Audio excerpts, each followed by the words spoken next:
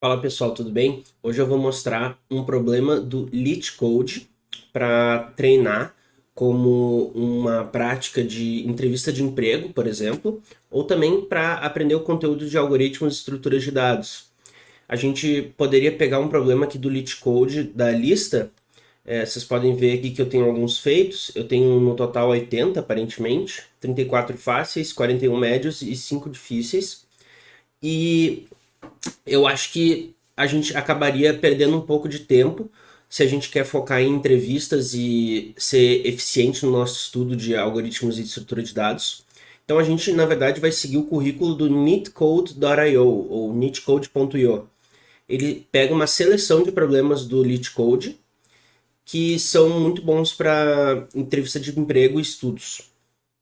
Então a gente vai começar de arrays e hashing. E aqui eu já completei alguns, mas a gente vai pegar o primeiro, um fácil, que é o contains duplicate, ou contém duplicata. Eu já tenho ele aberto aqui. Posso fechar o LeetCode. Então, o contains duplicate, ou contém duplicata, ele vai nos dar uma descrição aqui. Dado um arranjo de inteiros chamado nums, retorne verdadeiro se algum valor aparece pelo menos duas vezes no arranjo, e retorne falso se todo o elemento é distinto. Então, eu costumo resolver meus problemas de programação como esse em Python ou Go. Hoje a gente vai passar por uma solução em Go. E eu tenho aqui, primeiro, uma diagramação para mostrar para vocês qual que é a linha de pensamento. Então, para resolver. Então aqui, vamos olhar um exemplo primeiro, antes da gente ir para a diagramação. Aqui no exemplo 1, ele diz que tem como entrada o arranjo nums 1, 2, 3, 1 e a saída é verdadeiro. Por quê? Porque a gente tem duas vezes o elemento 1. Então o elemento 1 aparece no mínimo duas vezes. Aqui no exemplo 2, a gente tem 1, 2, 3, 4. E a saída é falsa. Por quê? Porque nenhum elemento aparece mais de uma vez. Todos os elementos são distintos. Então é falso que existe duplicata. O exemplo 3 é a mesma coisa do exemplo 1, que ele contém duplicata. Nesse caso tem vários uns, tem vários 3, tem dois 4, dois 2, né? Beleza. Então, agora que ficou um pouquinho claro, um pouco mais claro qual que é a descrição do problema, o que, que a gente quer resolver, vamos passar para a diagramação. Então, o que, que eu tenho aqui? Eu tenho aqui dois arranjos. Eles são representados como essa listinha, esses elementos adjacentes, para representar a memória, né? E aí a gente tem, por exemplo, na posição 0, aqui desse primeiro arranjo, na posição 0 a gente tem vermelho, na posição 1 verde e assim por diante. Nesse outro, a gente tem da posição 0 a 9, vermelho, verde, azul, laranja, branco, etc. Vocês podem ver que alguns estão repetidos aqui nesse arranjo maior. E o que eu tenho aqui ao lado? Eu tenho como se fosse uma listinha de quais cores que eu já vi. Na verdade, isso aqui vai ser como se fosse uma tabela. Uma tabela que eu tenho acesso rápido aos elementos. Então, se eu quero acessar o azul aqui, eu não preciso procurar o azul. Eu vou direto no azul nessa tabela. É o que a gente vai usar no código como uma hash table ou um mapa em Go. E aqui é o arranjo que vai ser um slice em Go. Então, o que eu vou fazer? Eu vou dar uma passada nesse arranjo e eu vou marcando aqui no lado direito, na minha tabela, quando eu vejo as cores. Se eu passar por um elemento e eu já tiver visto aquela cor, eu vou retornar que contém duplicata, então é verdadeiro. Se eu chegar no final e não tiver visto nenhuma duplicata, eu retorno falso. Então eu vou fazer mais ou menos isso aqui. É 5 o botão da setinha, então a gente pode colocar uma seta aqui. Deixa eu mudar a cor dela. Tá. Então primeiro eu começo olhando vermelho. Bem, eu já vi vermelho? Não. Então eu vou marcar V, de visto, ou verdadeiro, sei lá. Aí eu vou passar para o próximo elemento. Eu já vi verde? Não. Então eu vou marcar um V de visto no verde. Eu já vi azul? Não. Eu vou repetir a mesma análise para o laranja, que é o elemento seguinte, e o branco, que é o elemento seguinte. Passando por eles assim. Bem, agora que eu cheguei no fim, eu não encontrei nenhum elemento duplicado. Porque toda vez que eu olhei um elemento, na lista ele estava não visto na minha tabela. Então eu posso retornar verdadeiro. Aliás, eu retorno falso, né? Não contém duplicata. Não contém.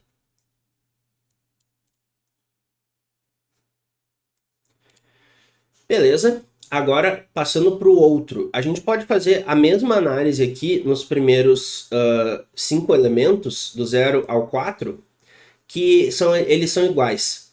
Só que daí o que acontece? Digamos que a gente estava passando, fez a mesma análise. Se tu quiser repetir, pode olhar a parte anterior do vídeo, voltar um pouco. Mas a gente fez a mesma análise e acabou ali no quinto elemento, marcando todas as cores como verdadeiro. O que acontece agora? Bem, na próxima análise que a gente fizer, olhando para o elemento na posição 5, a gente vai ver, a gente já viu o verde? Bem, a gente já viu, o verde está V na nossa tabela. Então o que acontece? A gente já pode retornar, a gente já pode dizer contém duplicata.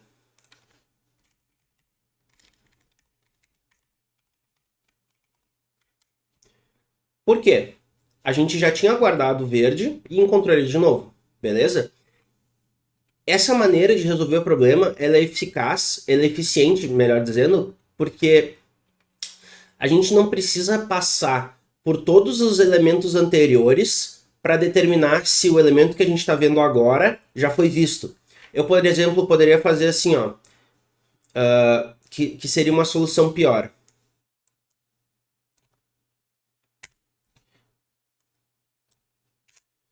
Eu passo aqui pelo... Opa, faltou uma setinha para tirar. Eu passo aqui pelo 1, aí eu olho, bem, existe algum elemento atrás do 1? Do 0, digamos, melhor dizendo. Existe algum elemento atrás? Não. Então, eu vou analisar o próximo.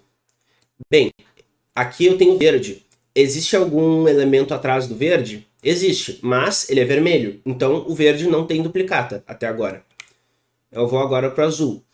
Bem, tem o azul. Existe algum elemento atrás do azul? Tem, 2. Algum deles é azul? Vamos ver. Verde, vermelho. Nenhum. Nenhum é azul. Então, beleza, eu posso avançar.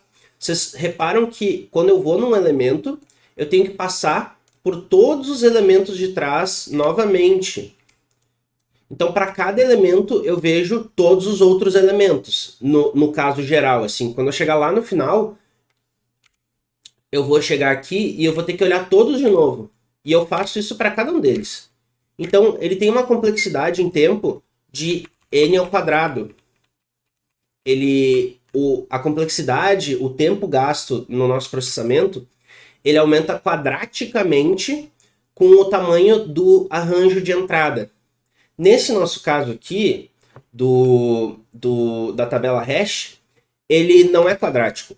Ele é mais eficiente, porque a gente tem esse acesso vantajoso direto ao elemento aqui. Se a gente já viu, por exemplo, eu estou aqui consultando o verde, eu posso rapidamente verificar se eu já vi o verde atrás. Eu não preciso passar por todos os elementos aqui. Eu posso só dizer, verde? Bem, eu já vi. E esse tempo de acesso, ele é constante, ele é sempre o mesmo. Não preciso olhar vários. Então, a gente vai fazer um processamento linear aqui, não quadrático. A gente vai fazer para cada elemento uma verificação na tabela hash que tem tempo constante. Então, a gente poderia fazer uma solução de n ao quadrado ou O de n, que é o que a gente prefere.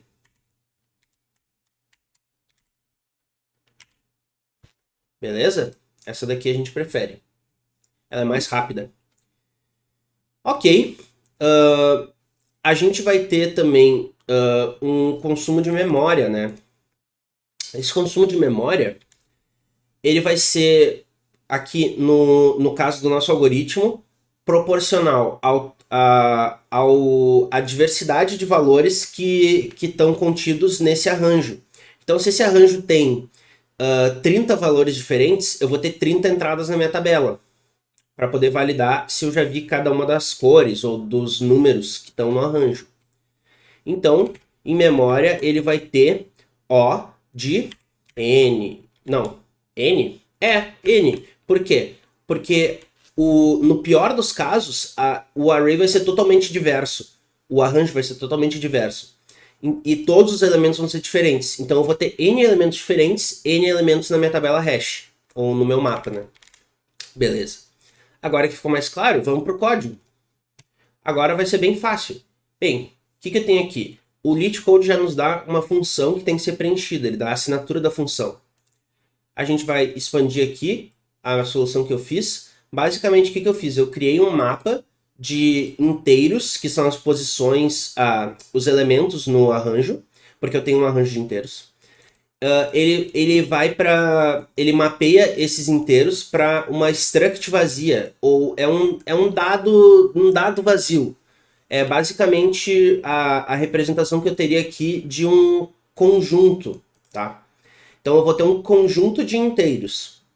Isso aqui eu poderia colocar bool, que não teria problema, seria correto também, mas eu não preciso, eu posso colocar só esse struct vazio e economizar um pouquinho de memória, bem pouquinho, e eu vou usar a sintaxe do Go para verificar se as entradas aqui, cada um dos números, se a entrada do elemento no mapa, ela já foi vista com essa anotação aqui, underscore, ok, underscore, vírgula, ok. Underscore seria o valor, mas o valor vai ser sempre struct vazio. Struct vazio é um dado fixo, que não ocupa memória.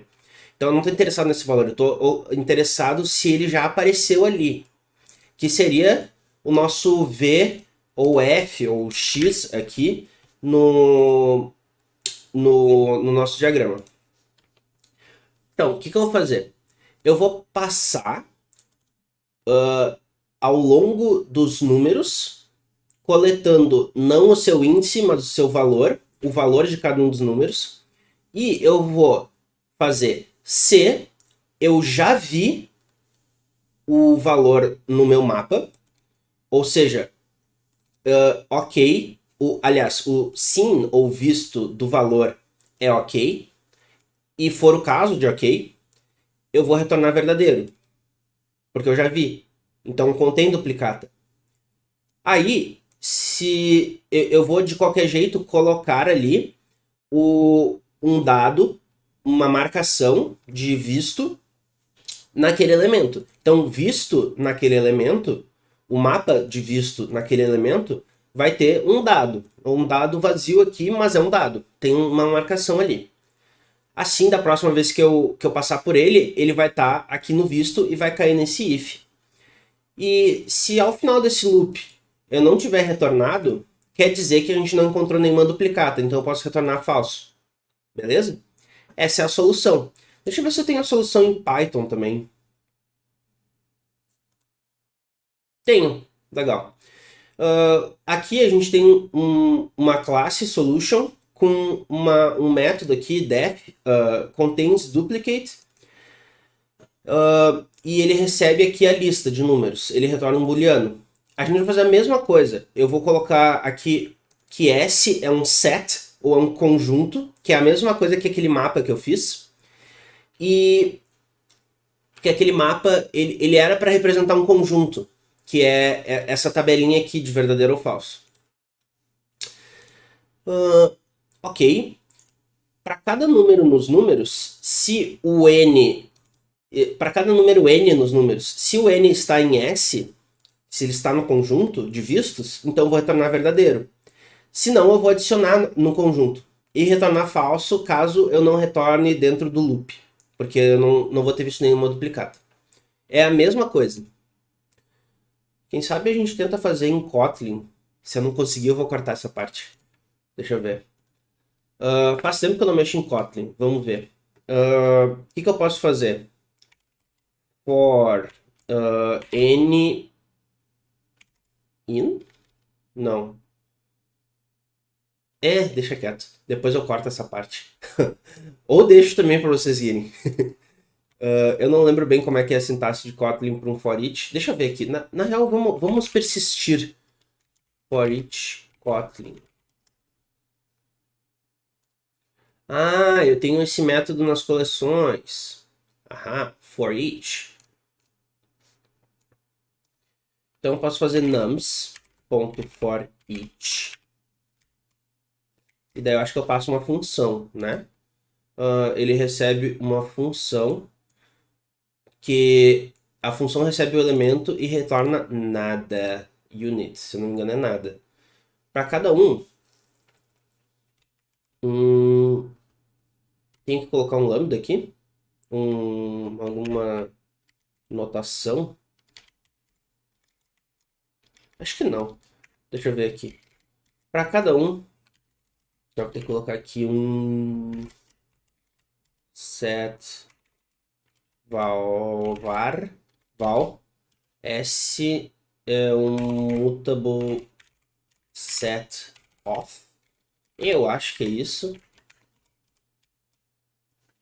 Vazio. E daí, então eu fiz o meu conjunto aqui. E daí, para cada um dos números, eu vou fazer if nums, não, if s.contains, se o s contém. Ah, sim, eu preciso colocar um esquema aqui. Eu preciso colocar assim,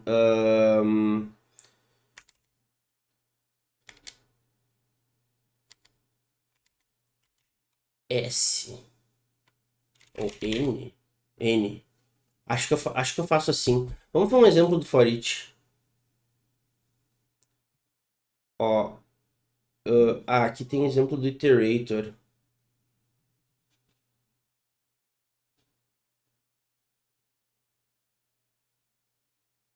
Eu não tenho nenhum exemplo aqui. For each in Kotlin. Eu posso fazer isso também. Ah, tá. Eu lembrei como faz. Como que representa isso aqui. Tá. Eu não preciso desses parênteses. Porque a função vem por último. E eu tenho que colocar o argumento aqui. N. If S contains N. Eu acho que tem parênteses aqui no Kotlin. Se o S contém N, então eu vou retornar true. Acho que é com T maiúsculo. E aqui fora eu vou retornar false. Vamos ver se funciona. Eu acho que não vai compilar. Só para vocês verem o fluxo aqui do LeetCode, tá? Eu dou run. Ó, ele me dá um erro de compilação. Não tem... eu tenho que colocar a informação disso aqui. Mutable set of nums, que seria um int. Vamos tentar rodar isso aqui de novo. Eu tento rodar e ele vai rodar ele vai compilar. Se compilar, ele vai rodar os casos de teste. Se os casos de teste passarem, aí a gente pode submeter nossa solução, que vai rodar mais casos de teste e vai validar se ela é boa o suficiente. Function invocation for each expected. O que eu fiz aqui, cara?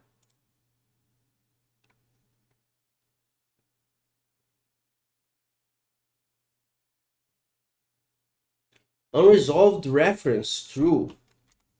Deve ser com letra minúscula, então. Faz tempo que eu não programo em Kotlin. Mas é uma linguagem bem boa para resolver problemas do LeetCode, viu? Fica a dica. Compilou, mas o meu código não passou. É porque eu esqueci de adicionar. Eu tenho que fazer s.put, talvez put n. Cada vez que eu ver um elemento, eu tenho que dizer que eu vi ele, né? Put, não existe put. Talvez. Insert.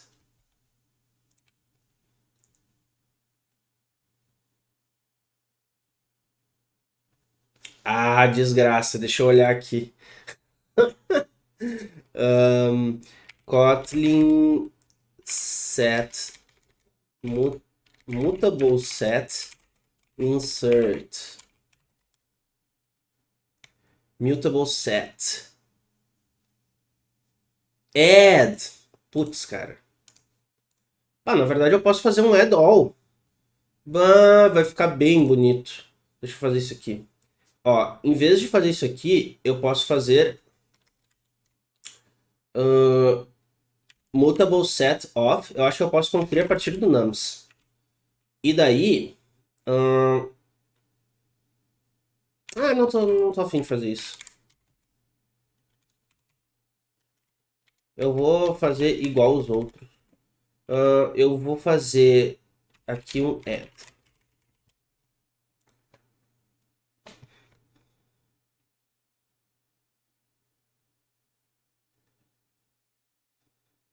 Beleza, passou nos casos de teste. Runtime tá bem lento. Eu lembro que no de Go... Deixa eu ver aqui. No de Go era bem menos tempo. 219 milissegundos em Kotlin, quanto em Go. 0 milissegundos. Eu devo estar fazendo alguma coisa errada. O Kotlin não pode ser tão mais devagar assim. Bem, enfim. A gente vai dar submit e vai ver se a solução funciona. Ó, pending. Aí ele está julgando o código. Ele está rodando os casos de testes ali. Ó, a nossa solução supera 73% dos usuários de Kotlin em tempo de execução e 55% dos usuários em Kotlin na memória. A gente pode aqui ver um gráfico.